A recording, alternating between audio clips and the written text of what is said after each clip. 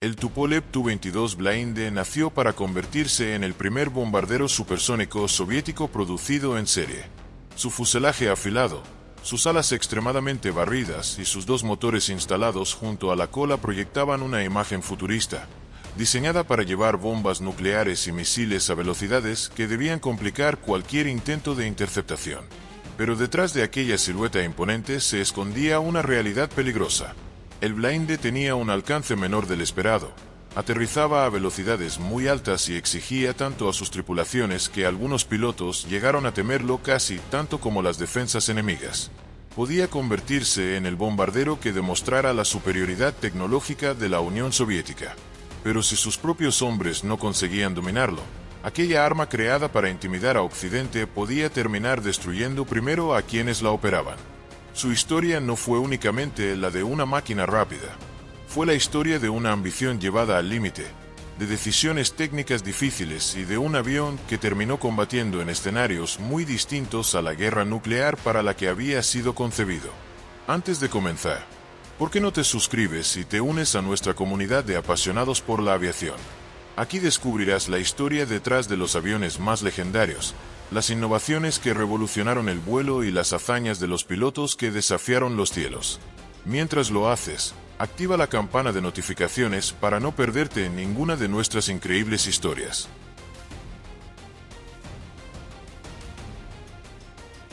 El origen del Tupolev Tu-22 comenzó bajo una intensa presión soviética.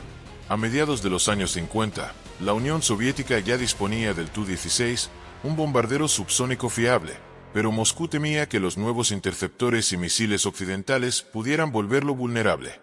La respuesta parecía evidente: construir una aeronave capaz de penetrar a velocidad supersónica, lanzar una carga nuclear o convencional y retirarse antes de que las defensas organizaran una intercepción eficaz.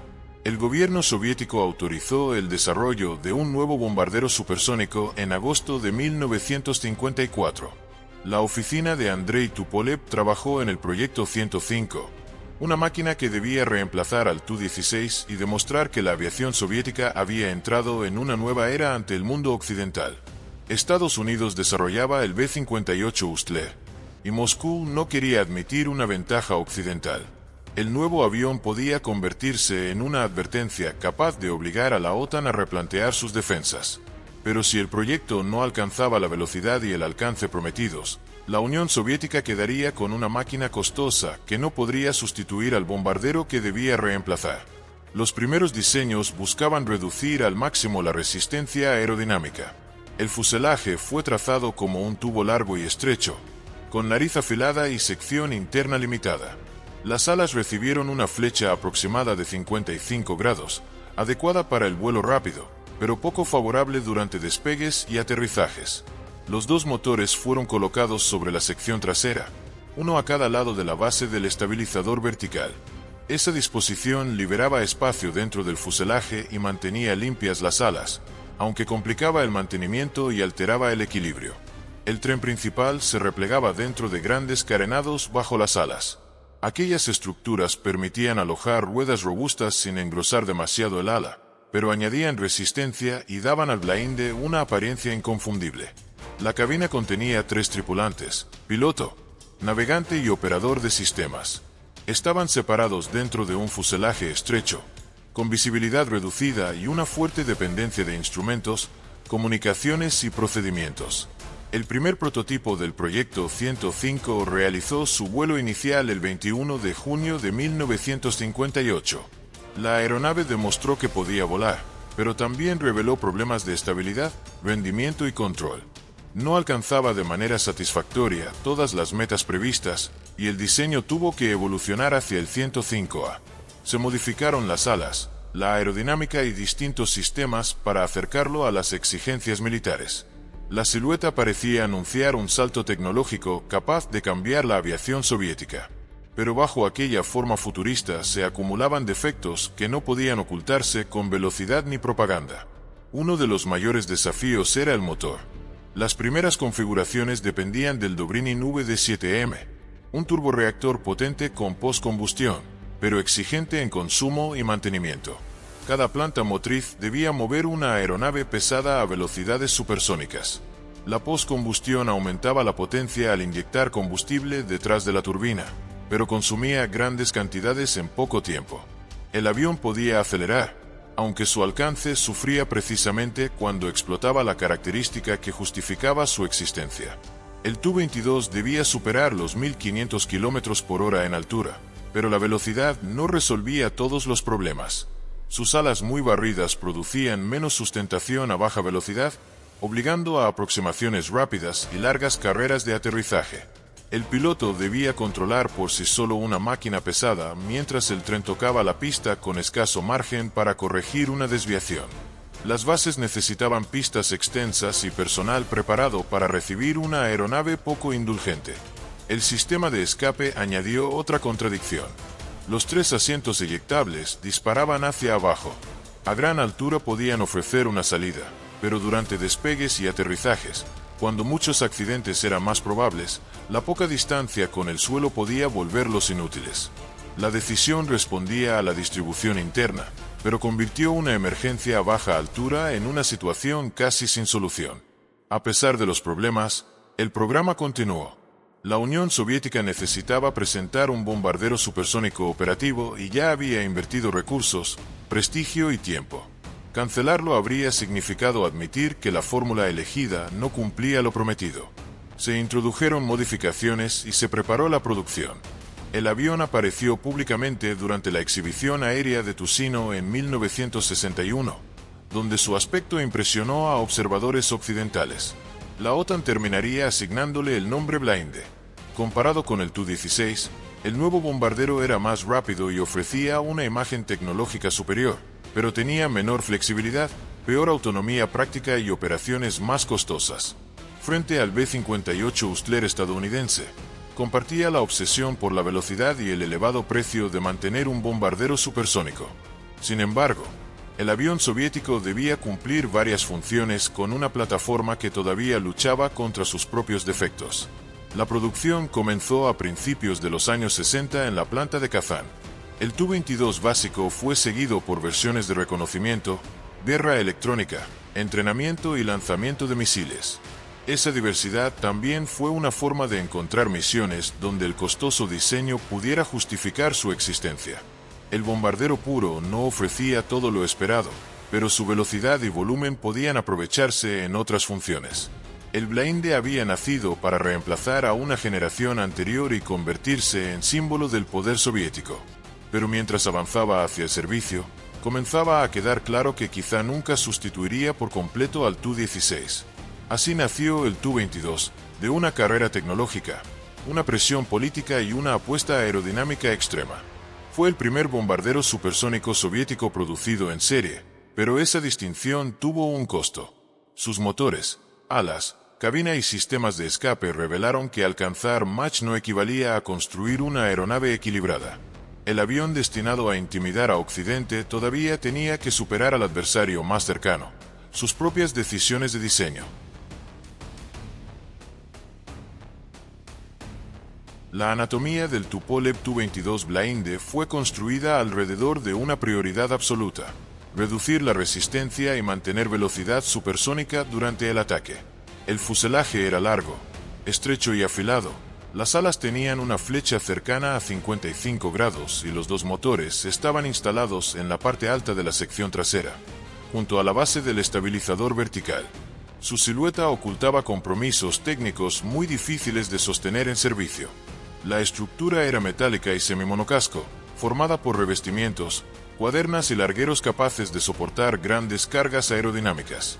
El avión medía cerca de 41 metros de largo, tenía una envergadura aproximada de 23 metros y su peso máximo de despegue podía superar los 90.000 kilogramos. Era una aeronave grande, pero el fuselaje interno ofrecía menos espacio útil de lo que su tamaño sugería. El Blinde parecía una lanza diseñada para atravesar el cielo antes de que el enemigo pudiera reaccionar. Pero cuanto mejor era su forma para volar rápido, más difícil se volvía operarlo cuando la velocidad dejaba de ser una ventaja. Las alas barridas ayudaban a reducir la resistencia durante el vuelo supersónico, aunque producían poca sustentación a baja velocidad. Eso obligaba al piloto a mantener aproximaciones rápidas y largas carreras de aterrizaje. El Tu-22 podía acercarse a la pista a más de 300 km por hora. Una corrección tardía, un rebote o una desviación podían terminar en accidente. Los grandes carenados del tren principal bajo las alas alojaban ruedas robustas, pero añadían resistencia y peso. Los motores iniciales Dobrynin VD7M fueron reemplazados o modificados en variantes posteriores por los RD7M2. Eran turborreactores con postcombustión capaces de producir alrededor de 11.000 kilogramos de empuje cada uno. Esa fuerza permitía superar los 1.500 km por hora en altura y acercarse a Mach 1,5, aunque las cifras variaban según versión y carga. El precio era un consumo enorme. Cuando los motores usaban postcombustión, el combustible desaparecía con rapidez y el alcance práctico se reducía. La ubicación elevada de los motores tenía ventajas aerodinámicas, pero complicaba el mantenimiento. Los técnicos necesitaban plataformas para acceder a ellos, y cualquier tarea sobre tomas, turbinas o sistemas de combustible exigía tiempo y equipo. Cambios bruscos de ángulo podían afectar el rendimiento del compresor. La potencia podía convertir al Tu-22 en una amenaza difícil de alcanzar. Pero cada minuto de postcombustión acercaba a la tripulación a otro peligro: quedarse sin combustible para regresar. La tripulación estaba formada por 3 hombres. El piloto ocupaba la posición principal y controlaba por sí solo un bombardero pesado y rápido. El navegante y el operador de sistemas se encontraban en compartimentos separados, con visibilidad limitada y gran dependencia de instrumentos. La coordinación se realizaba por intercomunicación, no por contacto visual. En una emergencia, cada tripulante debía actuar siguiendo procedimientos precisos, porque el tiempo para corregir era reducido. Los asientos eyectables orientados hacia abajo fueron una de sus características más criticadas. A gran altura podían funcionar, pero durante despegue, aterrizaje o vuelo bajo ofrecían pocas posibilidades. En el momento en que la tripulación más necesitaba escapar, el suelo podía estar demasiado cerca para completar la secuencia. Esa decisión fue consecuencia de la distribución interna, pero aumentó el temor entre quienes debían volarlo. El sistema de navegación y bombardeo combinaba radar, instrumentos inerciales y equipos de cálculo para ataques con armas convencionales o nucleares. Para su época era avanzado, aunque estaba lejos de la automatización moderna. El navegante debía controlar posición, velocidad, viento, altura y ruta, mientras el piloto mantenía el avión dentro de parámetros estrictos. En mal tiempo o durante vuelos nocturnos, la carga de trabajo aumentaba. La versión Tu-22B podía transportar bombas en una bahía interna, incluyendo armas nucleares. La carga máxima teórica podía acercarse a 9.000 kilogramos, aunque las misiones de largo alcance obligaban a reducirla. La versión Tu-22K fue adaptada para llevar un misil KH-22 bajo el fuselaje. Era un arma enorme, diseñada para atacar grupos navales o blancos estratégicos desde gran distancia. Su tamaño reducía el rendimiento del avión, pero permitía lanzar sin penetrar por completo las defensas. El armamento defensivo consistía en un cañón automático de 23 milímetros instalado en la cola y controlado por radar. Su función era proteger el sector posterior contra cazas, pero la evolución de misiles aire-aire redujo el valor de esta defensa. El Tu-22 dependía más de su velocidad, sus rutas y la guerra electrónica que de un duelo directo con interceptores. Frente al B-58 Hustler, el blinde era menos refinado en algunos sistemas, pero compartía la misma obsesión por la velocidad y el alto costo operativo. Frente al Tu-16, era más rápido, pero tenía menor autonomía práctica, peor manejo y una cabina menos cómoda. Frente al B-52, ofrecía una penetración más veloz, aunque cargaba menos y necesitaba una infraestructura más exigente. Sus fortalezas eran la velocidad, la capacidad de llevar armamento nuclear o misiles pesados y una estructura preparada para misiones de alta energía. Sus debilidades eran el consumo, la visibilidad, la elevada velocidad de aterrizaje, el difícil acceso a los motores, el escaso margen de escape a baja altura y la limitada flexibilidad. Cada ventaja parecía venir acompañada de una penalización. El Tu-22 podía impresionar en una exhibición y obligar a Occidente a tomarlo en serio. Pero dentro de una unidad operativa, su verdadera medida no estaba en la velocidad máxima, sino en cuántas veces podía despegar, cumplir la misión y regresar sin castigar a la tripulación ni al presupuesto. Así funcionaba el blinde, como una máquina rápida, potente y severa, construida con decisiones que favorecían el ataque supersónico por encima de casi todo lo demás. Su estructura, motores, armamento y cabina mostraban una ingeniería audaz, pero también un equilibrio incompleto. El avión podía alcanzar la velocidad que sus diseñadores buscaban. Lo que nunca logró plenamente fue hacer que esa velocidad compensara todos los problemas creados para obtenerla.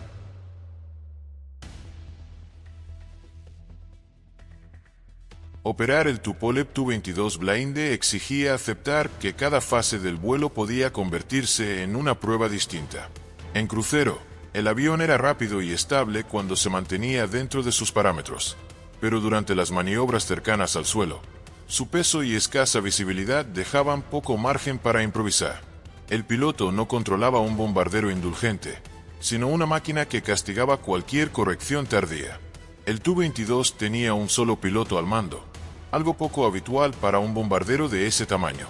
El navegante y el operador de sistemas ocupaban posiciones separadas dentro del fuselaje. La coordinación dependía del intercomunicador y de procedimientos precisos. En una emergencia, cada segundo perdido podía ser decisivo. El blinde podía parecer más sencillo porque solo un hombre sostenía los controles principales. Pero esa concentración de responsabilidad significaba que un error individual podía comprometer a toda la tripulación antes de que los demás comprendieran lo que estaba ocurriendo. La transición desde el Tu-16 no era fácil. Los pilotos acostumbrados al Bayer encontraban una aeronave más rápida, con alas mucho más barridas y una respuesta diferente a baja velocidad. El Tu-16 era menos espectacular, pero ofrecía una operación más previsible. El blinde exigía anticipar trayectoria, energía y distancia de frenado. No bastaba con reaccionar, había que pensar por adelantado. Durante el despegue, los motores debían alcanzar el empuje previsto y la aeronave necesitaba una pista larga. Una falla de motor antes de alcanzar velocidad segura podía dejar pocas opciones. Si el piloto abortaba demasiado tarde, la distancia restante podía no ser suficiente. Si continuaba, debía controlar una máquina pesada con empuje asimétrico. La aproximación era todavía más crítica. Las alas de gran flecha perdían sustentación con rapidez al reducir velocidad. Por eso el avión debía mantener una velocidad elevada hasta muy cerca de la pista. La visibilidad frontal y lateral no era buena, y el morro largo dificultaba apreciar el punto exacto de contacto. Una aproximación alta podía provocar un aterrizaje largo. Una aproximación baja podía terminar antes de la pista. La velocidad que protegía al Tu-22 frente a los interceptores se convertía, cerca del suelo, en su peor enemigo. Pero si la tripulación dominaba esa energía, el mismo avión podía cruzar una gran distancia antes de que las defensas organizaran una respuesta. Los asientos eyectables hacia abajo aumentaban el riesgo psicológico. A gran altura podían salvar a la tripulación, pero durante las fases más peligrosas la separación con el suelo podía ser insuficiente. Una pérdida de control a baja altura podía no ofrecer salida. Ese conocimiento convertía cada despegue y aterrizaje en una maniobra donde la disciplina era tan importante como la habilidad. Los testimonios publicados por veteranos soviéticos y operadores extranjeros describen al blinde como una aeronave exigente. No era necesariamente incontrolable, pero requería entrenamiento específico, respeto por los límites y preparación técnica rigurosa. Las tripulaciones que lo dominaban valoraban su velocidad y su capacidad para realizar misiones largas. Quienes sufrían una falla o una aproximación inestable descubrían que el avión perdonaba muy poco. La versión Tu-22 fue creada para instrucción. Incorporaba una cabina adicional elevada, permitiendo que un instructor acompañara al piloto. Era necesaria porque el entrenamiento directo en una aeronave tan rápida y pesada resultaba arriesgado.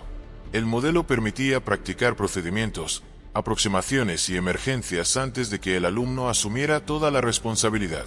El Tu-22R fue destinado al reconocimiento. Equipado con cámaras, sensores y sistemas especializados, podía utilizar su velocidad para fotografiar instalaciones, seguir movimientos navales o penetrar en áreas defendidas. Algunas versiones conservaron capacidad de bombardeo, pero su principal valor estaba en obtener información antes de que el enemigo reaccionara. El Tu-22P fue adaptado para guerra electrónica. Transportaba equipos destinados a detectar, interferir o confundir radares. Su misión era abrir corredores para otras aeronaves, reducir la precisión de las defensas y proteger formaciones. Esta función aprovechaba el volumen interno y la velocidad del blinde, aunque añadía peso y complejidad. La variante Tu-22K llevó el misil KH-22. El arma se instalaba bajo el fuselaje y obligaba a modificar radar, navegación y estructura. El conjunto ofrecía capacidad antibuque y estratégica, pero transportar un misil tan grande reducía el rendimiento. El avión debía acercarse dentro del alcance de lanzamiento, identificar el objetivo y retirarse antes de que los interceptores o misiles enemigos cerraran la ruta. Cada nueva variante parecía corregir una debilidad del bombardero original, pero también revelaba que el Tu-22 básico nunca había cumplido por completo la misión para la que fue concebido. Comparado con el B-58 Hustler, el blinde compartía varios problemas. Ambos eran rápidos, caros y exigentes. El bombardero estadounidense utilizaba una aerodinámica más refinada, pero también sufrió accidentes y costos elevados. Los dos demostraron que la velocidad supersónica no garantizaba una plataforma estratégica eficiente. Frente al Tu-16, el blinde era más moderno en apariencia y más veloz, pero tenía menor comodidad, menos flexibilidad y una autonomía práctica inferior en muchas misiones. El Bayer podía llevar distintos misiles y permanecer en servicio durante décadas. El Tu-22 exigía más infraestructura para ofrecer una ventaja limitada. Sus fortalezas estaban en la velocidad, el reconocimiento, la guerra electrónica y el lanzamiento del KH-22. Sus debilidades aparecían en la operación diaria: consumo elevado, mantenimiento difícil, visibilidad pobre, entrenamiento costoso y seguridad limitada a baja altura. La disponibilidad dependía tanto de los mecánicos como de los pilotos. Así fue la vida operativa del Tu-22 dentro de sus regimientos. No era simplemente una máquina rápida, sino una aeronave que obligaba a toda la unidad a adaptarse a sus exigencias. Podía hacer que una fuerza aérea pareciera más moderna y amenazante. Pero detrás de cada vuelo exitoso había una cadena de entrenamiento, mantenimiento y disciplina sin la cual el blinde podía convertirse en una amenaza para su propia tripulación.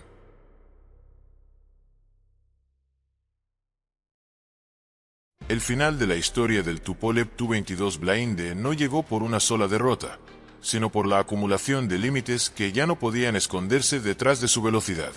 Había sido concebido como reemplazo del Tu-16 y como símbolo de una nueva generación supersónica, pero terminó compartiendo servicio con el avión al que debía sustituir. Mientras el Bayer seguía demostrando autonomía y flexibilidad, el blinde exigía más combustible, más mantenimiento y tripulaciones mejor preparadas para obtener una ventaja que no siempre compensaba esos costos. Entre todas sus versiones se fabricaron 311 ejemplares. La producción incluyó bombarderos Tu-22B, portamisiles Tu-22K, aviones de reconocimiento Tu-22R, plataformas de guerra electrónica Tu-22P y entrenadores Tu-22U. Esa cifra reflejaba una realidad. El diseño era demasiado complejo y especializado para convertirse en una plataforma verdaderamente masiva. Podía presentarse como el primer bombardero supersónico soviético producido en serie. Pero sus números también revelaban que la Unión Soviética nunca lo convirtió en el centro absoluto de su fuerza de largo alcance. El costo operativo era elevado, aunque las cifras exactas en dinero son difíciles de establecer por la falta de transparencia soviética. Sus motores consumían grandes cantidades de combustible, especialmente con postcombustión. Las pistas debían ser largas, los técnicos necesitaban plataformas para alcanzar los motores instalados en la cola y los sistemas de navegación, radar y armamento exigían personal especializado. Cada hora de vuelo implicaba inspeccionar tomas de aire, compresores, sistemas hidráulicos, tren de aterrizaje, neumáticos, frenos, controles y estructura. La elevada velocidad de aproximación castigaba ruedas y frenos.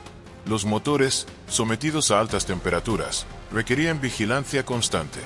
Una aeronave podía figurar en inventario sin estar lista para una misión. El Tu-22K dio al diseño una segunda oportunidad. Su misil KH-22 podía portar una cabeza convencional o nuclear y atacar objetivos navales o estratégicos a gran distancia. Era rápido, pesado y difícil de interceptar para las defensas de su época. Sin embargo, el blinde solo podía llevar uno bajo el fuselaje. Esa carga aumentaba la resistencia y reducía el rendimiento, mientras otros aviones soviéticos ofrecían combinaciones más flexibles. Frente al Tu-16, el blinde tenía mayor velocidad, pero perdía en alcance, comodidad y variedad de armamento. Frente al B-58 Hustler, compartía problemas similares: consumo enorme, mantenimiento costoso y vida operativa relativamente corta. Frente al B-52, era más veloz, pero tenía menor carga, autonomía y potencial de modernización. Su diseño había sido optimizado para un tipo de penetración que comenzó a perder valor frente a radares mejores y misiles más capaces. La velocidad que debía protegerlo se volvió menos decisiva a medida que las defensas aprendieron a detectar objetivos supersónicos. Pero su experiencia permitió comprender que debía cambiar en la siguiente generación. El retiro comenzó de forma gradual durante los años 80. Las versiones de bombardeo y reconocimiento desaparecieron a medida que otras aeronaves asumían sus funciones. Los últimos ejemplares soviéticos fueron retirados tras el final de la Guerra Fría y la disolución de la Unión Soviética. Irak y Libia perdieron sus aparatos. Ningún país mantiene hoy al blinde en servicio operativo. Los ejemplares supervivientes permanecen en museos, bases abandonadas o exposiciones. Allí su silueta sigue impresionando. El fuselaje estrecho, las alas barridas y los motores elevados parecen pertenecer a una visión futurista de la Guerra Fría. Sin embargo, observarlo desde el suelo no revela la tensión de pilotarlo, el consumo de sus motores ni la dificultad de llevarlo a una pista a gran velocidad. El mayor legado del Tu-22 fue obligar a Tupolev a replantear el concepto. El avión que lo sucedió recibió la designación Tu-22M, pero no fue una simple modernización. El Backfire incorporó alas de geometría variable, una cabina más práctica, motores dentro del fuselaje, mayor alcance y mejores condiciones de operación. Compartió parte del nombre, pero era una aeronave distinta. Esa diferencia es fundamental. El blinde no evolucionó hasta convertirse en el Backfire mediante pequeños cambios. Para superar sus defectos fue necesario abandonar casi toda la fórmula original. Las alas fijas con flecha extrema, los motores elevados y la incómoda distribución de la tripulación dieron paso a una arquitectura más equilibrada.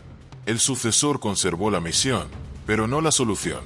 El Tu-22 podía ser defendido como un paso necesario en la evolución soviética, pero que su reemplazo tuviera que cambiar casi todo demuestra hasta qué punto el diseño original había llegado a un callejón sin salida. Sus fortalezas fueron reales. Era rápido, podía transportar armas nucleares, lanzar un misil antibuque de gran alcance y cumplir misiones de reconocimiento o guerra electrónica. Su estructura soportaba vuelos de alta velocidad y su presencia obligó a Occidente a dedicar recursos a seguirlo. En manos bien entrenadas, podía recorrer grandes distancias y atacar objetivos fuera del alcance de numerosos aviones tácticos. Sus debilidades también fueron profundas. Tenía poca visibilidad, asientos eyectables hacia abajo, alta velocidad de aterrizaje, alcance decepcionante, consumo elevado y mantenimiento complejo. La tripulación trabajaba separada dentro de un fuselaje estrecho. Los motores estaban mal ubicados para el servicio diario. Su carga y autonomía no justificaban siempre el riesgo ni el costo. El blinde no fue un fracaso absoluto, porque prestó servicio durante décadas, participó en conflictos y generó experiencia técnica. Pero tampoco cumplió la promesa de convertirse en el gran reemplazo supersónico del Tu-16. Fue una aeronave de transición, poderosa en algunos aspectos y limitada en otros. Así terminó la historia del Tupolev Tu-22. Nació para demostrar que la Unión Soviética podía construir un bombardero supersónico y lo consiguió. Pero también demostró algo más importante. Alcanzar Mach 1 no convierte automáticamente a una aeronave en una plataforma eficaz. Occidente lo vio como una amenaza formidable. Sus propios operadores descubrieron que, detrás de aquella amenaza, había una máquina que exigía demasiado y perdonaba muy poco.